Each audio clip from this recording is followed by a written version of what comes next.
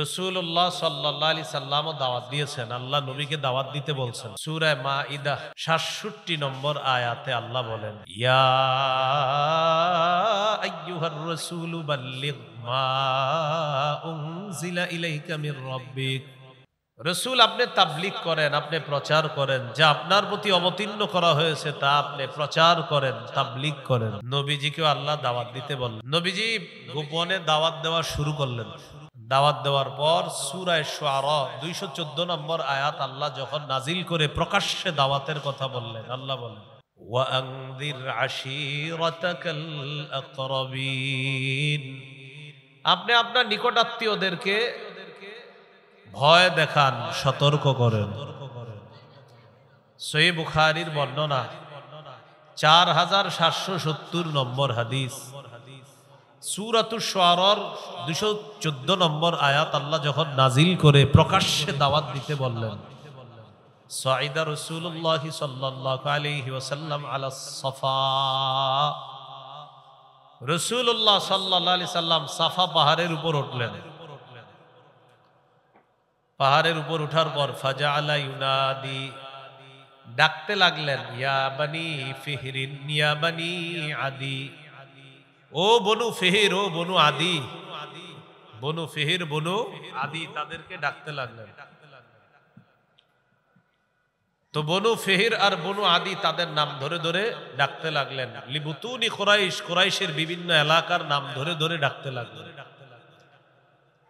ফাজাআ আবু লাহাবিন ওয়া কুরাইশ। আবু লাহাব এবং কুরাইশ তারা আসলো দলে দলে। ফাজাআলা আর-রাজুলু ইযা লাম ইস্তাতি আন ইয়াখরুজা আরসালা রাসূলান লিয়ানজুরা মা হুয়া। যে ব্যক্তি আসতে পারল না সে আরেকজনকে পাঠায়া দিল, যাও তো মুহাম্মদ কি বলে একটু শুনে আসো, সাল্লাল্লাহু আলাইহি সাল্লাম। তো সবাই দলে দলে আসছে। নবীজি পাহাড়ের উপর থেকে বললেন, রাআইতাকুম লাউ আখবারতুকুম আন্না খাইলান বিল ওয়াদি তুরিদু আন তুদিরা আলাইকুম আকুনতুম মুসাদ্দিকিয়া। আমি যদি তোমাদেরকে বলি এই পাহাড়ের পিছনে একদল শত্রু সেনা অপেক্ষা করছে যারা তোমাদের উপর অতর্কিত হামলা চালাবে, তোমরা কি আমার কথা বিশ্বাস করবা? এটা বুখারীর ৪৭৭০ নম্বর হাদিসের মধ্যে, ৪৯৭২ নম্বর হাদিসে আছে। عن عبد الله بن عباس رضي الله تعالى عنهما أن النبي صلى الله عليه وسلم خرج إلى البطحاء فصعد إلى جبل। রাসূলুল্লাহ সাল্লাল্লাহু আলাইহি সাল্লাম বাতহা নামক এলাকায় গেলেন, পাহাড়ের উপর উঠলেন। উঠার পর বললেন, ইয়া সাবাহা, কে কোথায় আছো, আসো, কথা আছে। ফাজতামাত ইলাইহি কুরাইশ। কুরাইশরা দলে দলে নবীর আহ্বানে সাড়া দিয়ে পাহাড়ের সামনে এসে উপস্থিত হয়েছে। নবীজি পাহাড়ের উপর থেকে বললেন, আরাআইতুম ইন হাদ্দাসতুকুম আন্নাল আদুওয়া মুসাব্বিহুকুম আও মুমাসসিকুম মা কুনতুম তুসাদ্দিকুনি। আমি যদি তোমাদেরকে বলি একদল শত্রু সেনা যারা তোমাদের উপর সন্ধ্যায় অথবা সকালে তোমাদের উপর হামলা চালাইতে পারে, আমার কথা কি তোমরা বিশ্বাস করবা? আগের বর্ণনায় বলছে পাহাড়ের পিছনে একদল শত্রু সেনা, এটা হলো একদল শত্রু সেনা যারা সকাল সন্ধ্যা, সকালে বা সন্ধ্যায় তোমাদের উপর হামলা চালাইতে পারে, আমার কথা কি বিশ্বাস করবা? সবাই এক বাক্যে জবাব দিল, ক্বালু না'আম মা জাররাবনা আলাইকা ইল্লা সিদকা। অবশ্যই আমরা বিশ্বাস করব, আমরা যাচাই বাছাই করে দেখেছি, তুমি কখনো সত্য ছাড়া মিথ্যা বলো না, তুমি জীবনে যা বলো সব সত্য কথা। তো এই কথা বলার পর রাসূল সাল্লাল্লাহু আলাইহি সাল্লাম বললেন, যেহেতু আমি সব সত্য কথা বলি, তাহলে শোনো, ফাইন্নী নাযীরুল লাকুম বাইনা ইয়াদাই আযাবিন শাদীদ। আমি তোমাদেরকে কঠিন আযাবের ভয় দেখাই। আল্লাহকে আল্লাহ মানো, যদি না মানো তোমাদের উপর কঠিন আযাব আসবে, আমার কথা মেনে নাও। যদি না মানো তোমাদের উপর কঠিন আযাব আসবে, সে আযাব কঠিন হবে। আল্লাহকে আল্লাহ মেনে নাও, যদি না মানো তাহলে কঠিন আযাব তোমাদেরকে পাকড়াও করবে। এই কথা বলার পর আবু লাহাব বলল, তাব্বান লাকা সাইরাল ইয়াউম আলিহাদা জামাআতানা। মুহাম্মদ, তুমি আমাদেরকে এই কারণে ডাকছো, তোমার পুরাটা দিন ধ্বংস হোক। তখন আল্লাহ তাআলা আয়াত নাজিল করলেন, তাব্বাত ইয়াদা আবি লাহাবি ওয়া তাব। আমার নবী ধ্বংস হবে না, আবু লাহাবের দুই হাত ধ্বংস, সে নিজেও ধ্বংস। বলি নাউজুবিল্লাহ। প্রকাশ্যে দাওয়াত দেওয়া শুরু করলেন। সহিহ বুখারীর বর্ণনা 2753 নম্বর হাদিস, 2753। قال رسول الله صلى الله عليه وسلم اشتروا انفسكم। হে কুরাইশ সম্প্রদায়, তোমরা নিজেদেরকে আগুন থেকে বাঁচাও। فإني لا أغني عنكم من الله شيئا। আল্লাহর আযাবের মোকাবেলায় আমি তোমাদের কোনো উপকার করতে পারবো না। ওয়া বনি আব্দি মানাফ, ও বনু আব্দি মানাফ, আগুন থেকে নিজেদেরকে বাঁচাও। ফাইন্নী লা উগনি আনকুম মিনাল্লাহি শাইআ। আল্লাহর আযাবের মোকাবেলায় আমি তোমাদের কোনো উপকার করতে পারবো না। এরপর বললেন, ইয়া আব্বাস ইবনে আব্দুল মুত্তালিব, ও নবীর চাচা আব্বাস, মানে নিজের চাচাকে ডেকে বললেন, আপনি আমার চাচা, নিজেকে আগুন থেকে বাঁচান। ফাইন্নী লা উগনি আনকা মিনাল্লাহি শাইআ। আমি আপনাকে আল্লাহর আযাবের মোকাবেলায় কোনো উপকার করতে পারবো না। ইয়া সফিয়াতা আম্মাতা রাসূলিল্লাহি সাল্লাল্লাহু আলাইহি ওয়াসাল্লাম, ও আমার ফুফু সফিয়া, আপনি আমার ফুফু, আমি আপনার ভাতিজা, আগুন থেকে নিজেকে বাঁচান। আমি কিন্তু আল্লাহর আযাবের মোকাবেলায় আপনার কোনো উপকার করতে পারবো না। নিজের কলিজার টুকরা ফাতেমা রাদিয়াল্লাহু তাআলা আনহাকে ডেকে বললেন, ইয়া ফাতিমা বিনতে মুহাম্মাদিন সাল্লাল্লাহু আলাইহি ওয়াসাল্লাম, ও মুহাম্মদের মেয়ে ফাতেমা সাল্লাল্লাহু আলাইহি ওয়াসাল্লাম, আনকিদি নাফসাকি মিনান নার, আগুন থেকে নিজেকে বাঁচাও। ফাইন্নী লা উগনি আনকি মিনাল্লাহি শাইআ। আল্লাহর আযাবের মোকাবেলায় আমি তোমার কোনো উপকার করতে পারবো না, বাঁচাও। প্রকাশ্যে দাওয়াত শুরু করে দিলেন। তাহলে আমাদের নবীও দাওয়াত দিছে, মনে আসেনি? 3 নাম্বার আলোচনা চলতেছে, দাওয়াতের গুরুত্ব। আল্লাহ দাওয়াত দিয়েছে, আমাদেরকে দাওয়াত দেন, ডাকেন, আহ্বান করেন জান্নাতের দিকে। নবীও দাওয়াত দেন। ওলামায়ে কেরাম আপনাদের সামনে কথা বলে, আমার আগে হযরত মাওলানা মুফতি হাসান জামিল সাহেব হুজুর কথা বলছে, কত সুন্দর সুন্দর কথা। 4 শ্রেণী মানুষ কি সুন্দর করে ব্যাখ্যা দিলেন। এই যে কথাগুলো বললেন, এটাও দাওয়াত। قال رسول الله صلى الله عليه وسلم مثل الذي يتعلم العلم ثم لا يحدث به كمثل الذي يكنز الكنز ثم لا ينفق منه। কোন ব্যক্তি যদি ইলম অর্জন করে, করার পর যদি ইলম প্রচার না করে, দাওয়াতের কাজ যদি না করে, প্রচার প্রসারের কাজ, তাবলীগের কাজ যদি না করে, সে ওই ব্যক্তির মতো হয়ে যাবে যে ব্যক্তি টাকা সঞ্চয় করলো কিন্তু খরচ করে না। এক ব্যক্তি টাকা সঞ্চয় করে, জমা করে, খরচ করে না। নবী বলেন, কোন আলেম ইলম শিক্ষা করার পর এটা যদি বিতরণ না করে, সে আলেম ওই ব্যক্তির মতো যে টাকা পয়সা সঞ্চয় করে কিন্তু খরচ করে না। তো উলামায়ে কেরামের দায়িত্ব, তারা যা জানে এটা অন্যকে জানায় দিতে হবে। এখান থেকেও বুঝে আসে তাবলীগের, দাওয়াতের কতটা গুরুত্ব। আল্লাহ আমাদেরকে গুরুত্ব বুঝে দাওয়াতের কাজ করার তৌফিক দান করেন। এগুলো 4 নাম্বার কথা। 1 নাম্বার আবিধানিক পারিভাষিক অর্থ, 2 নাম্বার বিষয়বস্তু, 3 নাম্বার গেল উদ্দেশ্য, 4 নাম্বার গেল দাওয়াতের গুরুত্ব, 5 নাম্বার দাওয়াতের পদ্ধতি। বলেন দাওয়াতের কি গুরুত্বপূর্ণ আলোচনা। 1 নাম্বার পদ্ধতি, কৌশলে দাওয়াত দেওয়া। প্রিয় ভাইয়ারা, কিভাবে দাওয়াত দেওয়া? সূরা নাহল 125 নম্বর আয়াত, 14 পারা 20 নম্বর পৃষ্ঠা। আল্লাহ বলেন, উদউ ইলা সাবিলি রাব্বিকা বিল হিকমাতি ওয়াল মাউইযাতিল হাসানাহ ওয়াজাদিলহুম বিল্লাতী হিয়া আহসান। নবী আপনি আপনার রবের রাস্তায় দাওয়াত দেন কৌশলের সাথে, উত্তম ওয়াজের মাধ্যমে আপনি দাওয়াত দেন। ওয়াজাদিলহুম বিল্লাতী হিয়া আহসান, আপনি বাতিলদের সাথে উত্তম পন্থায় মোকাবেলা করেন। তাহলে কৌশলে দাওয়াত দেওয়া, বলেন কিভাবে দাওয়াত দেওয়া? 2 নাম্বার, নরম ভাষায় দাওয়াত দেওয়া। নরম ভাষায়, ভাই আসেন আসেন নামাজে আসেন। এই মিয়া তো বেডের করবেন না জানতো, তা আবার বলবেন ভাই আসেন না, 10 মিনিট পরে আসেন, যান 10 মিনিট পরে আবার যাবেন, ভাই চলেন, এখন ব্যস্ত আছি 1 ঘন্টা পরে আসেন, 1 ঘন্টা পরে গিয়ে বলবেন ভাই পায়ে পড়ি, চলেন না নামাজ। এইভাবে নরম ভাষায় দাওয়াত দিতে হবে। আর ঘটনা চক্রে যদি আপনার দাওয়াতে ওই লোকটা নামাজি হয়েই যায়, এটাই আপনার নাজাতের জন্য যথেষ্ট হয়ে যেতে পারে। নরম ভাষায় দাওয়াত দেওয়া। সূরা তাহা 42, 43, 44 নম্বর আয়াতে আল্লাহ বলেন, ইযহাব আনতা ওয়া আখুকা বিআয়াতি ওয়া লা তানিয়া ফি যিকরি। মুসা নবীকে আল্লাহ বলেন আপনি এবং আপনার ভাই আমার আয়াতগুলা নিয়ে যান। ওয়া লা তানিয়া ফি যিকরি, আমার নিদর্শন নিয়ে আপনারা যান, আমাকে স্মরণ করার ক্ষেত্রে অলসতা করবেন না। ইযহাবা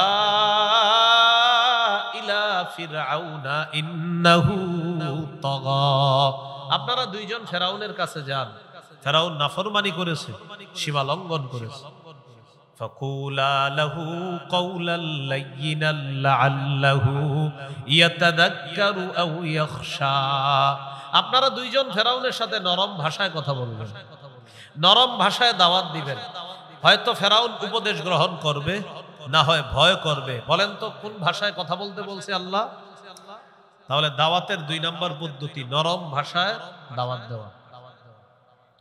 3 নম্বর কথা বলেন কর্কশ ভাষী না হওয়া। বলেন সবাই বলেন, কি ভাষী না হওয়া? কর্কশ ভাষী না হওয়া। এখন মনে করেন আমি দাওয়াতের কাজ করতে গিয়ে বললাম, ওলামায়ে কেরাম যদি আমাদের কথা সোজাভাবে মানে ভালো কথা, না মানলে কেমনে মানান যায় আমরা জানি। এটা কি কোনো কথা হইলো? মনে করেন কেউ বলল যে আমরা তাদেরকে বলেছি, তারা যদি মানে ভালো কথা, না মানলে কিভাবে মানাবো এই নিয়ম আমগো জানা আছে। তো এটা কি সুন্দর দাওয়াতের ভাষা হলো? এটা দাওয়াতের ভাষা না। কর্কশ ভাষী না হওয়া, কঠিন হৃদয়ের অধিকারী না হওয়া।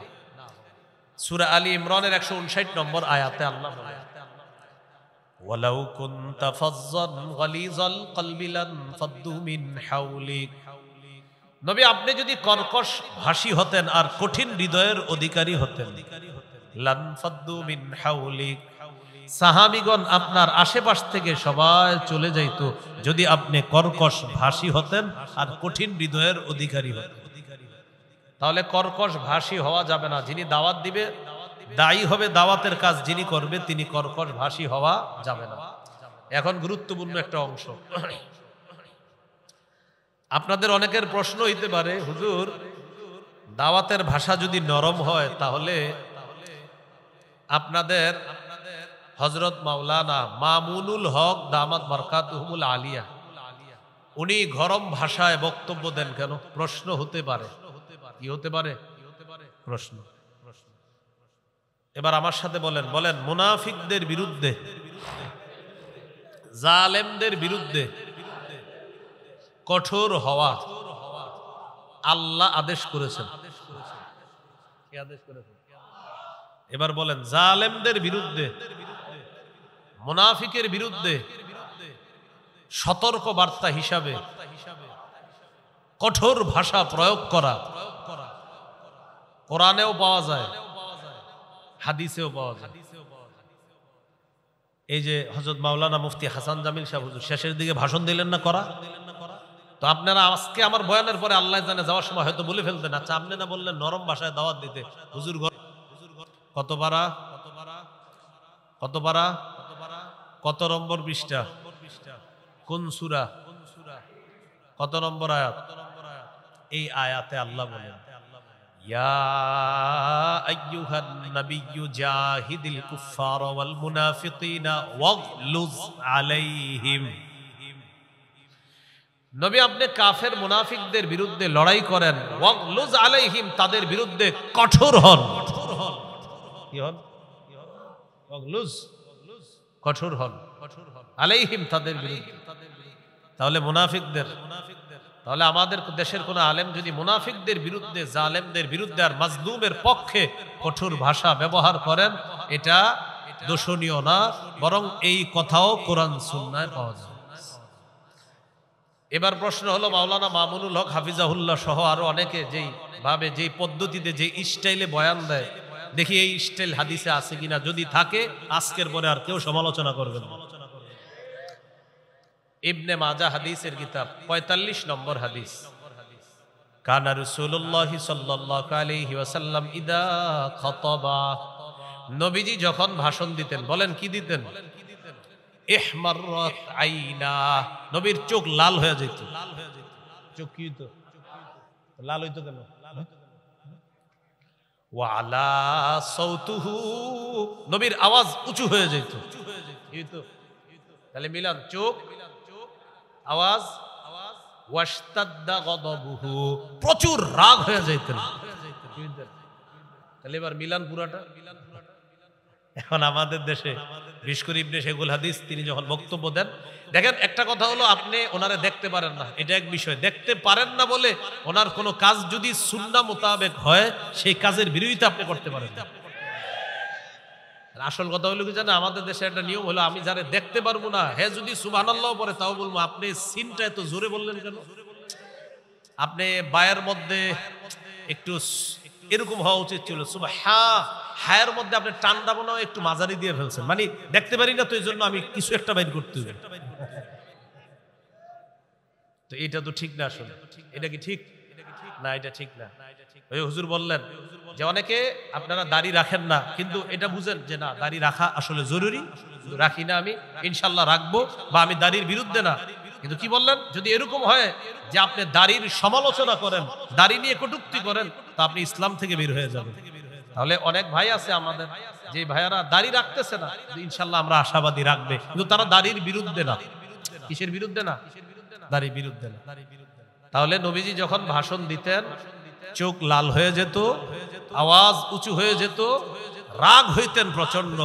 কান্নাহু মুনদিরু জাইশিন, যেন নবীজি কোন দলকে সতর্ক করতেন, সতর্ক বার্তা দিতেন, এমন ভাবে আল্লাহ রাসূল ভাষণ দিতেন। তাহলে আসেন মূল আলোচনা আবার চলে আসে। 5 নাম্বার আলোচনা চলতেছে, দাওয়াতের পদ্ধতি। 1, কৌশলে দাওয়াত দেওয়া। 2, নরম ভাষায় দাওয়াত দেওয়া। 3, কর্কশ ভাষী না হওয়া। এখানে আবার শিখছি প্রয়োজনে মুনাফিকদের বিরুদ্ধে, জালেমদের বিরুদ্ধে কঠোর ভাষা প্রয়োগ করার সুযোগ আছে, এটা নিয়ম আছে। আল্লাহ কথাগুলা মনে রাখার তৌফিক দান করেন। 6 নম্বর আলোচনা, দাওয়াতের ফজিলত। যারা নিয়মিত 3টা কাজ করবেন, ইনশাআল্লাহ আল্লাহ আপনাকে সফল মুমিন বলে ঘোষণা করছে। মানে আরো অনেকগুলা গুণ আছে, এর মধ্যে 3টাও স্পেশাল। মানে এখন শুরু হইলো কি, গরম হয় আবার ঠান্ডা হয়, বুঝছেন, আবার একটু করে ঠান্ডা লাগে। যাই হোক, সূরা আলী ইমরানের 104 নম্বর আয়াতে আল্লাহ বলেন, ওয়ালতাকুম মিনকুম উম্মাতুন ইয়াদউনা ইলাল খায়র ওয়া ইয়া'মুরুনা বিল মা'রুফি ওয়া ইয়ানহাউনা আনিল মুনকার ওয়া উলাইকা হুমুল মুফলিহুন। তোমাদের মধ্যে এমন একটা দল থাকা উচিত, যেই দল কল্যাণের প্রতি আহ্বান করবে, দাওয়াত দিবে। ওয়া ইয়া'মুরুনা বিল মা'রুফি, সৎ কাজের আদেশ করবে। ওয়া ইয়ানহাউনা আনিল মুনকার, অসৎ কাজ থেকে নিষেধ করবে। কল্যাণের প্রতি দাওয়াত দিবে, সৎ কাজের আদেশ করবে, অসৎ কাজ থেকে নিষেধ করবে। আল্লাহ বলেন, ওয়া উলাইকা হুমুল মুফলিহুন, তারাই সফল, আমি আল্লাহ কোরআনে ঘোষণা করলাম। তাহলে দাওয়াত দেওয়া কল্যাণের কাজে, সৎ কাজের আদেশ করা, অসৎ কাজে নিষেধ যারা করবে তারা সফল। আল্লাহ আমাদেরকে দাওয়াতের কাজ করে সফল হওয়ার তৌফিক দান করুন। 2 নাম্বার ফজিলত, যারা দাওয়াতের কাজ করে তাদের এই দাওয়াতের আহ্বানটা, দাওয়াত ভাই আল্লাহর পথে চলেন, এই কথাটা পৃথিবীর সর্বশ্রেষ্ঠ কথা। সুবহানাল্লাহ, এই কথার চেয়ে দামি কথা আর নাই। সূরা হামিম আস-সাজদা 33 নম্বর আয়াত। এই আয়াতে আল্লাহ বলেন, ওয়ামান আহসানু কাওলাম মিম্মান দাআ ইলাল্লাহ, ওই ব্যক্তির চেয়ে উত্তম কথা আর কার কথা হতে পারে যে মানুষকে আল্লাহর পথে আহ্বান করে। এই আয়াতে মাখলুকের মধ্যে 1 নম্বর শ্রেষ্ঠ আহ্বানকারী মুহাম্মদ সাল্লাল্লাহু আলাইহি সাল্লাম। 2 নাম্বার, আল মুআদ্দিনুনা সুলাহা হিনা ইয়াকুলুনা হাইয়া আলাস সালাহ হাইয়া আলাল ফালাহ। 2 নাম্বার হলো মুয়াজ্জিন সাহেব যারা আছে তারা যখন আজানে বলে হাইয়া আলাস সালাহ হাইয়া আলাল ফালাহ, তখন তাদের এই আহ্বানটা পৃথিবীর শ্রেষ্ঠ আহ্বান হয়ে যায়। এজন্য আজান দিবেন, সবাই আজান দিবেন। মাঝে মাঝে মুয়াজ্জিনের ফজিলত অর্জন করার জন্য বলবেন, মুয়াজ্জিন সাহেব আপনি আজকে একটু রেস্ট নেন, আমারে আজান দিতে দেন।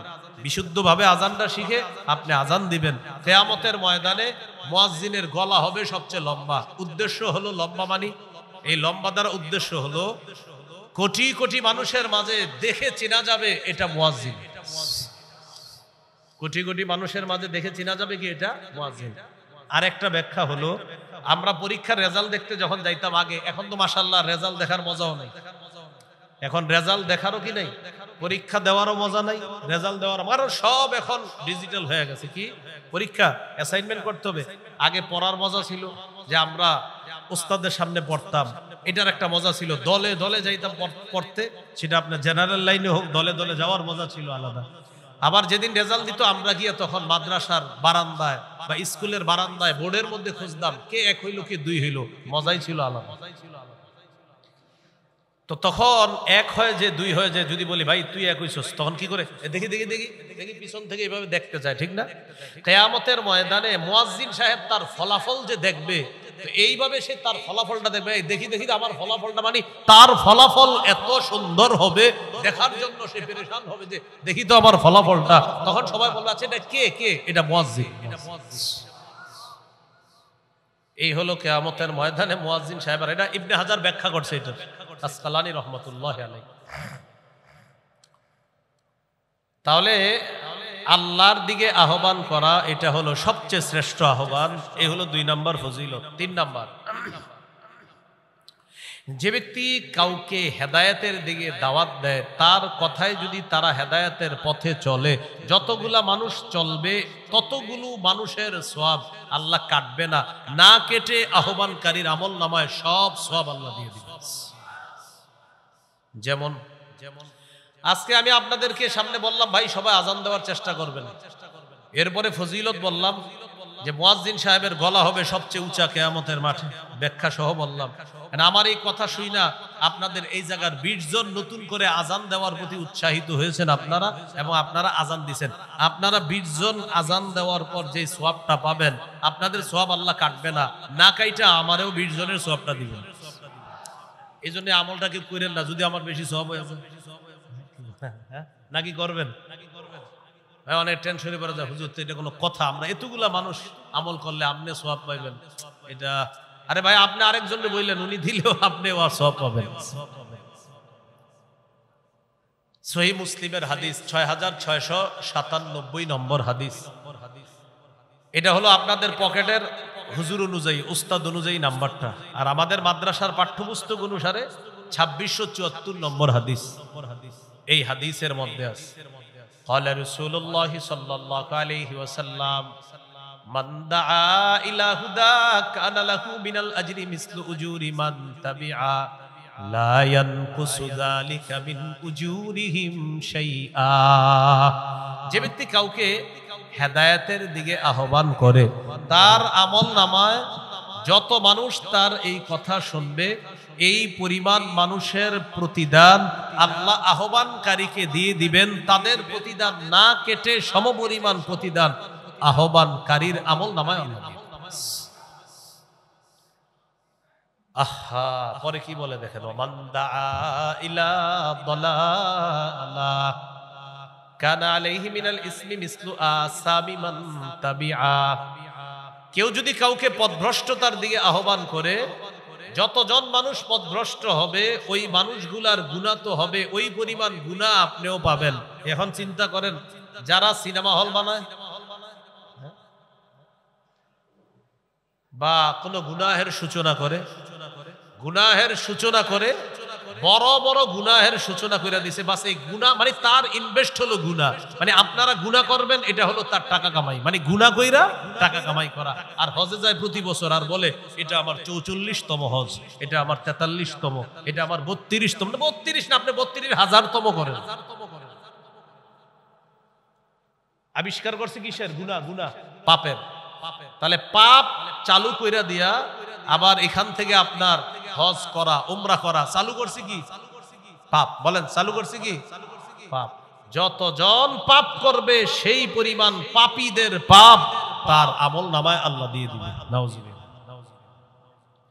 তাহলে 3 নাম্বার ফজিলত, যারা দাওয়াত দিবে তাদের সওয়াব, যাদের আহ্বানে তার আহ্বানে যারা সাড়া দিবে আল্লাহ এই পরিমাণ সওয়াব দান করবে। আরেকটা হাদিস শুনেন। আপনাদের এই জায়গায় আমি আসতেছি,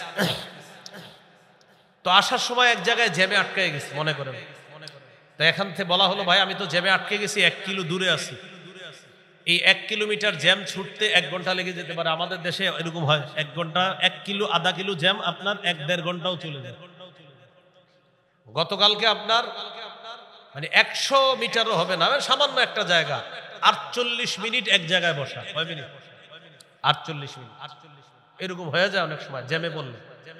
আমি বললাম আমি তো জ্যামে পড়ছি, একটা মোটর সাইকেল নিয়ে আসেন, টান দিয়ে নিয়ে যান, তাহলে বাকি আমারে কিন্তু কখনো মোটর সাইকেল উঠানোর চেষ্টা করেন, আমি স্বপ্নেও মোটর সাইকেল উঠতে চাই না।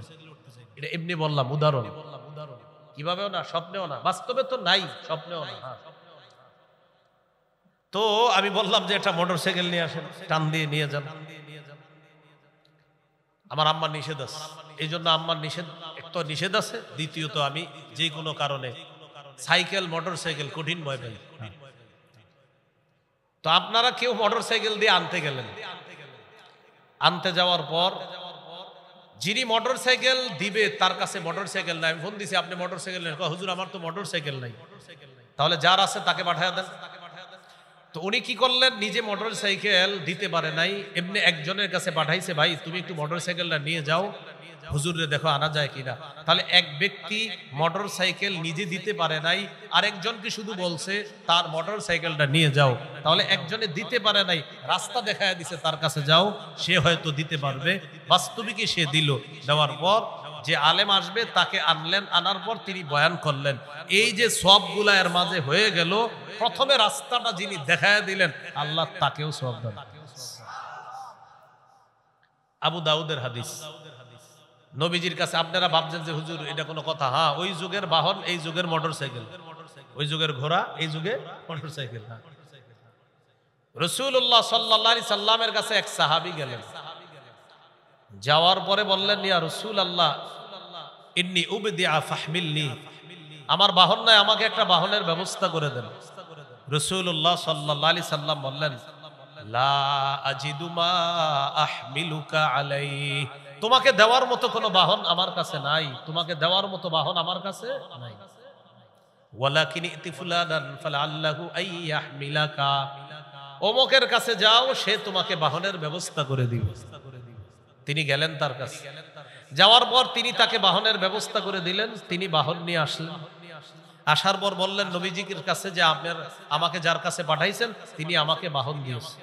ফাকাল রাসূলুল্লাহ সাল্লাল্লাহু আলাইহি ওয়াসাল্লাম মান দাল্লা আলা খাইরিন, যে ব্যক্তি কল্যাণের রাস্তা দেখায় দেয়, ফালাহু আজরু ফাইলিহি, যিনি কল্যাণের রাস্তা দেখায় দিল, যাকে দেখালো সে কাজ করে যেই সওয়াবটা পাবে, যিনি রাস্তা দেখাইলেন আল্লাহ তাকে ওই কর্মকার যিনি কাজটা করলেন তার সওয়াবটা রাস্তা দেখায় দিছে যে তাকে আল্লাহ দান করবে। মান দাল্লা আলা খাইরিন, যে কল্যাণের রাস্তা দেখায় দেয়, ফালাহু, তার জন্য আজরু মিসলু উজুরি ফাইলিহি, যিনি করবে কাজটা তার সবগুলা আল্লাহ তাআলা রাস্তা দেখায় দিছে যে তাকেও দান করবে। এ হলো দাওয়াতের ফজিলত। কি বললাম? আরেকজনকে ভালো কাজের রাস্তা দেখাবেন, এটা দাওয়াত। আর এই কাজ যারা করবে এই ফজিলত আল্লাহ আপনাকে দান করবে। 4 নাম্বার ফজিলত, একজন মানুষ যদি আল্লাহ আপনার দ্বারা হেদায়েত দান করে, আরবের লাল ওটের চাইতে আরো মহামূল্যবান জিনিস আল্লাহ আপনাকে দান করছে। সহিহ বুখারীর বর্ণনা, 4210 নম্বর হাদিস। এই হাদিসের বর্ণনাকারী সাহাল ইবনে সাদ আস-সাঈদী রাদিয়াল্লাহু তাআলা তিনি বলেন, قال رسول الله صلى الله عليه وسلم يوم خيبر لأعطين الراية غدا رجلا يفتح الله على يديه يحب الله ورسوله ويحبه الله ورسوله। নবীজি বলেন, আগামীকাল এমন এক ব্যক্তির হাতে আমি পতাকা দিব যাকে আল্লাহ তাআলা ভালোবাসেন, রাসূলও ভালোবাসেন, এবং ওই ব্যক্তিও আল্লাহ এবং তার রাসূলকে ভালোবাসে। ইয়াফতাহুল্লাহু আলা ইয়াদাইহি, আল্লাহ তার হাতে খায়বারের বিজয় দান করবেন।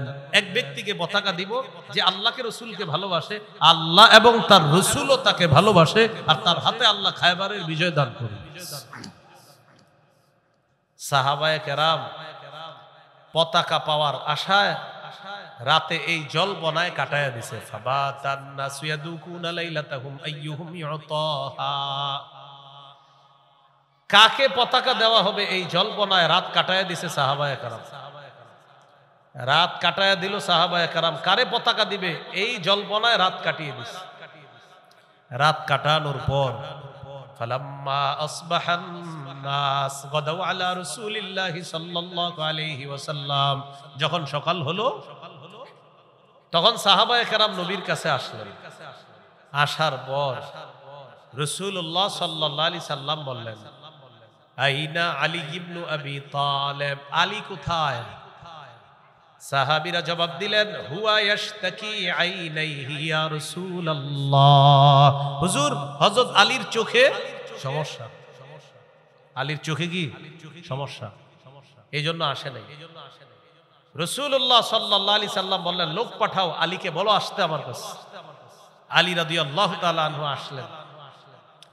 আসার পর রাসূলুল্লাহ সাল্লাল্লাহু আলাইহি সাল্লাম কি করলেন? ফাবাসাকা ফি আইনাইহি, হযরত আলীর দুই চোখের মধ্যে থুতু মুবারক লাগালেন। ওয়া দাআলা, হযরত আলীর জন্য দোয়া করলেন। আলী রাদিয়াল্লাহু তাআলা সম্পূর্ণ সুস্থ হয়ে গেলেন। কাআন লাম ইয়াকুন বিহি ওয়াজাউন, সাহাবীরা বলেন হযরত আলীর চোখের দিকে তাকায়া দেখলাম আলীর চোখ দুইটা এমন ভাবে সুস্থ হয়ে যায় যেন আলীর চোখে কোনোদিনও অসুস্থতা হয় নাই। দুই চোখ এমন ভাবে সুস্থ হয়ে যায় যেন কোনোদিনও অসুস্থতা হয় নাই। তো আলী রাদিয়াল্লাহু তাআলা আনহুকে নবী পতাকা দিলেন। আলী রাদিয়াল্লাহু তাআলা আনহু গেলেন নবীর কাছে, অনুমতি চাইলেন, হুজুর উকাতিলুন নাস হাত্তা ইয়াকুনু মিসলানা, আমি লড়াই করব কতক্ষণ? যতক্ষণ তারা আমাদের মতো মুসলিম না হবে ততক্ষণ। নবী বললেন, শোনো, উনফুজ আলা রিসলিকা হাত্তা তানজিলা বিসাহাতিহিম, তুমি আপন অবস্থায় যাও, এই অবস্থায় গিয়ে তাদের আঙিনায় তুমি অবতরণ করবা, তাদেরকে তুমি ইসলামের প্রতি আহ্বান করবা। আলী শোনো, লা ইয়াহদিয়াল্লাহু বিকা রাজুলান ওয়াহিদান খায়রুল লাকা মিন আইয়াকুনা লাকা হুমুরুন নাআম, তোমার মাধ্যমে একজন ব্যক্তিকে আল্লাহ হেদায়েত দান করা আরবের মহামূল্যবান লাল ওট তোমার জন্য হওয়ার চাইতেও আরো বেশি উত্তম। এই হলো 4 নাম্বার ফজিলত। দাওয়াতের ফজিলত নাম্বার 5, যে ব্যক্তি দাওয়াত দিবে, নবীর কথাগুলা যে পৌঁছায়া দিবে, সাথে সাথে ওই ব্যক্তি আল্লাহর নবীর একটা দোয়া পেয়ে যাবে। আমি আজকে যতগুলো আয়াত আর হাদিস বললাম, আমার ইয়াকিন, আমার বিশ্বাস এবং আমি আল্লাহর কাছে আশাবাদী, আল্লাহ আমাকে প্রতিটা আয়াত আর হাদিস বলাতে আমার নবীর দোয়ার অংশীদার আমাকে বানাইছে। তিরমিজির হাদিস 2657 নম্বর হাদিস, 2657। قال رسول الله صلى الله عليه وسلم نضر الله امرأ سمع منا فبلغه كما سمع। ওই ব্যক্তিকে আল্লাহ উজ্জ্বল করুক, আলোকময় বানায়া দেখ, যেই ব্যক্তি আমার কথা শুনলো, জানলো আর অন্যের কাছে যেভাবে শুনেছে জেনেছে পৌঁছায়া দিল, আল্লাহ যেন তাকে উজ্জ্বল করে দেয়, আল্লাহ যেন তাকে আলোকিত করে দেয়। এই গেল 5 নাম্বার ফজিলত। তাহলে 6টা কথা শিখলাম। কয়টা বলেন তো? 6টা। 6 নাম্বার আলোচনা চলতেছিল দাওয়াতের ফজিলত। 7 নাম্বার আলোচনা দাওয়াত না দেওয়ার পরিণতি। আপনাদের এই এলাকায় একটা অপকর্ম শুরু হয়েছে, আপনারা এই অপকর্মটা বাধা দিতে সক্ষম ছিলেন, ওলামায়ে হযরত সবাই মিলে বাধা দিতে সক্ষম ছিলেন, কিন্তু বাধা দেন নাই। সক্ষমতা থাকা সত্ত্বেও বাধা দেন নাই। নবী বলেন তাদেরকে জানায়া দাও কিয়ামতের আগে, মরণের আগে তাদেরকে আল্লাহ গজব দিবে, গজব। যারা সক্ষমতা থাকা সত্ত্বেও হারাম কাজে বাধা দেয় নাই, আল্লাহ তাদেরকে কঠিন আযাব দিবে মরার আগে, এটা জানায়া দাও। যেমন আগামী রমজান মাসে দিনের বেলা যারা লাল কাপড় টানায়া বিরিয়ানি দিনের বেলা বিক্রি করবে, তা আপনারা এরকম একটা কথার কথা, একটা হলো আপনাদের শক্তি নাই, সামর্থ্য নাই, একটা হলো শক্তি আছে, আপনারা চাইলে বাধা দিতে পারেন, এরপরেও বাধা দেন না, তো লিখে রাখেন মরার আগে আল্লাহ আপনাকে কোনো কোনো গজবে ফালাবে। হ্যাঁ, রমজান মাসে বিরিয়ানি বেচে না অনেকে, লাল কাপড় বিক্রি ইয়া করে। এজন্য আমাদের সমাজের একটা অবস্থা হলো আমরা সৎ কাজের আদেশ অনেক বেশি করি, স্বার্থের কারণে অসৎ কাজের নিষেধ করি না। কিসের কারণে? স্বার্থ কাকে বলে? আমার একজনের সাথে ভালো সম্পর্ক, চিন্তা করলাম উনি মাহফিলে আমার পাশে বসা, আর ঘটনাচক্রে জানতে পারছি উনি সুদ খায়, তো চিন্তা করলাম আজকে সুদের ওয়াজটা করবো না, কারণ আমার পাশে যে বসা আমার মহব্বতের লোক, হ্যাঁ কি মনে করবে? স্বার্থের আঘাতটা কার? আমার মহব্বতের লোক। আমি যদি সুদের ওয়াজটা করি তাহলে উনি তো আমার সামনের দিকে আমার প্রতি খেলটেল রাখবে না। তো এই জন্য আপনার এই স্বার্থের যে একটা আঘাত, এই আঘাতের কারণে অসৎ কাজ থেকে বাধা দিচ্ছি না আমরা। কেন? যে আমার স্বার্থে লাগবে, যদি আমি বলি এটা কি হবে? 31শে ডিসেম্বর 31st নাইট, ওই রাতে বিভিন্ন বাসার ছাদে আপনার আতশবাজি ফুটাইলো, ইত্যাদি ফুটাইলো, তারা করলো। তো এই কাজগুলা যারা করলো, এখন বাড়ির মালিক যারা আছে তারা যদি সিদ্ধান্ত নিত যে আমরা আমাদের বাড়ির ছাদে কাউকে এগুলা করতে দিব না, রাতে ছাদ বন্ধ, যদি নিয়ত করত, কিন্তু মালিক কেন জানেন ছাদ বন্ধ করবে না? মালিকের টেনশন, আমি যদি ছাদ বন্ধ করি ভাড়াটিয়া যদি চলে যায় স্বার্থে আঘাত লাগবে। অসৎ কাজে বাধা দিতে স্বার্থে আঘাত। আপনার দোকান ভাড়া দিছেন, তো এই দোকান এটাতে বিরিয়ানি বিক্রি চলে বা এমন কিছু বিক্রি করে যেটা রমজান মাসে দিনের বেলা বিক্রি করা রমজানের পবিত্রতা নষ্ট করে। এখন আপনি হজ করছেন 20-25 বার হজ করছেন আপনি, মাশাআল্লাহ ভালো কথা, হ্যাঁ, কিন্তু আপনি এই যে দোকানে হারাম কাজটা হইতেছে এটা আপনি বাধা দেন না কেন? আমি যদি তাকে বাধা দেই, সে যদি আমার দোকান ছেড়ে চলে যায়, পরে আবার দোকানে ভাড়াটিয়া পাওয়া, দোকানদার পাওয়া, নতুন করে আমার দোকান কেউ ভাড়া পাওয়া, এটা আমার জন্য কষ্টকর হতে পারে, তাহলে আমার স্বার্থে আঘাত লাগবে, এই জন্য আমি এই খারাপ কাজে বাধা দিচ্ছি না। আবু দাউদের হাদিস 4339 নম্বর হাদিসের বর্ণনা। ক্বালা রাসূলুল্লাহ সাল্লাল্লাহু আলাইহি ওয়াসাল্লাম মা মিন রাজুলিন ইয়াকুনু ফি কওমিন ইউমালু ফীহিম বিল মাআসি। নবীজি বলেন কোন মানুষ কোন এলাকার মধ্যে অবস্থান করে, ওই এলাকার মধ্যে যদি হারাম কাজ হয়, ইয়াকদিরুনা আলা আন ইউগাইয়িরু ফালা ইউগাইয়িরু ইল্লা আসাবাহুমুল্লাহু বিইকাবিন ক্বাবলা আন ইয়ামুতু। কোন এলাকায় কোন মানুষ আছে আর ওই এলাকায় খারাপ কাজ হয়, বাধা দেওয়ার সামর্থ্য ছিল, এরপরেও তারা বাধা যদি না দেয়, ইল্লা আসাবাহুমুল্লাহু বিইকাবিন ক্বাবলা আন ইয়ামুতু, মৃত্যুর আগে আল্লাহ তাদেরকে আযাব দ্বারা পাকড়াও করবে। মৃত্যুর আগে আল্লাহ তাদেরকে আযাব দ্বারা পাকড়াও করবে। তাহলে দাওয়াতের কাজ না করার পরিণতি, অসৎ কাজে বাধা না দেওয়ার পরিণতি খবর আছে। আল্লাহ আমাদেরকে সৎ কাজের আদেশ, অসৎ কাজের নিষেধ, এই দোনোটা দাওয়াতের কাজ করার তৌফিক দান করেন। রাসূলুল্লাহ সাল্লাল্লাহু আলাইহি সাল্লাম বলেন লাতা'মুরুন্না বিল মা'রুফি ওয়া লা তানহাউন্না আনিল মুনকার আও লা ইউশিকান্নাল্লাহু আইয়াবআসা আলাইকুম আযাবান সুম্মা তাদউনাহু ফালা ইউস্তাজাবু লাকুম। অবশ্যই তোমরা সৎ কাজের আদেশ করবা, অসৎ কাজের নিষেধ করবা, অন্যথায় আল্লাহ তোমাদের উপর আযাব দিবেন। আর তোমরা আল্লাহর কাছে দোয়া করবা, সেই দোয়া আল্লাহ তখন আর কবুল করবে না যদি অসৎ কাজের নিষেধ তোমরা ছেড়ে দাও।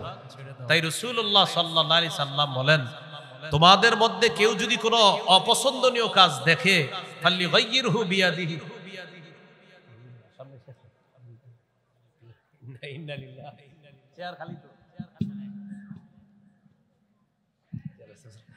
আচ্ছা হুজুরের চেয়ারে বসে দিকে আমি বলতেছি, শেষ করতেছি। রাসূলুল্লাহ সাল্লাল্লাহু আলাইহি সাল্লাম বলেন, তোমাদের মধ্যে কেউ যদি অপছন্দনীয় কাজ করে,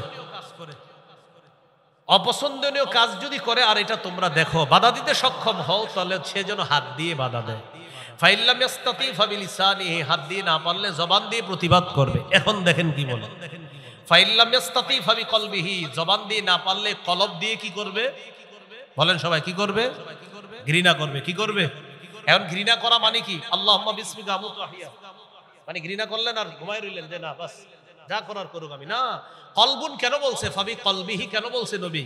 কলব দিয়ে ঘৃণা মানে কেন বলছে? এটা যে অন্তর দিয়ে। কেন কলব কেন বললো? কলব এই কারণে বলে, পরিকল্পনা কোথায় হয় বলেন, পরিকল্পনা কোথায় হয়? হ্যাঁ, কলব এই কারণে বলছে, হাত দিয়ে পারো নাই, জবান, জবান দিয়ে পারো নাই, কলব। কলব মানে পরিকল্পনা করো কিভাবে এই খারাপ কাজ বন্ধ করা যায়, তাই বলছে কলব। আল্লাহ আমাদেরকে মনে রাখার তৌফিক দান করেন।